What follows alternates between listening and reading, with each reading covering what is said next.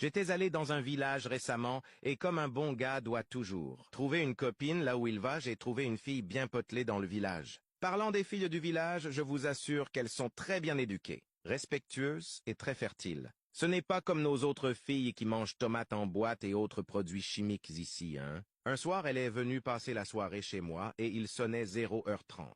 Elle voulait forcément rentrer chez elle, sinon sa grand-mère allait revenir du marché, et si elle ne la trouvait pas, elle allait paniquer. Elle voulait également que je la raccompagne jusque chez elle, puisqu'elle ne pouvait pas marcher seule dans cette nuit profonde et dans ce village où il n'y avait pas d'électricité. J'ai pris mon portable, j'ai allumé ma lampe torche et j'ai accompagné ma chérie, puis on a traversé l'obscurité jusqu'au niveau de sa maison. Arrivé chez elle, je lui ai encore fait un bisou et nous avons un peu discuté. Puis elle m'a expliqué que les palmiers que nous avions dépassés en venant étaient des abris des sorcières.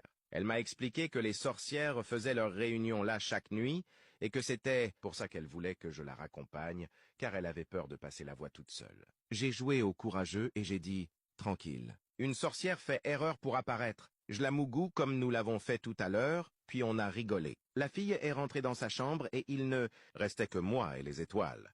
Mon portable a averti. Batterie faible et s'est éteint. L'homme n'est rien, cher ami. J'ai enlevé mes chaussures dans ma main d'abord et j'ai enfoncé mon portable dans ma poche, puis j'ai démarré ma course de vitesse avec une vitesse moyenne de 100 mètres par seconde. Moi-même, je savais que la sorcière qui allait apparaître n'avait pas le cardio nécessaire pour m'attraper. Arrivé dans un tournant, me voilà nez à nez avec une vieille. J'ai hurlé et je l'ai chuté avec mon pied droit à gauche, puis j'ai continué ma course jusqu'à la maison. Le lendemain matin, j'appelle Mago et elle m'explique que sa grand-mère a été agressée la nuit et qu'elles sont à l'hôpital. La partie dangereuse, c'est là où elle disait que son oncle féticheur a promis que l'agresseur mourra dans 7 jours à midi pile. Il reste actuellement 2 jours à l'agresseur, mais je dors à l'église désormais. Toute arme forgée contre moi sera sans effet. Amen. Amen et Amen.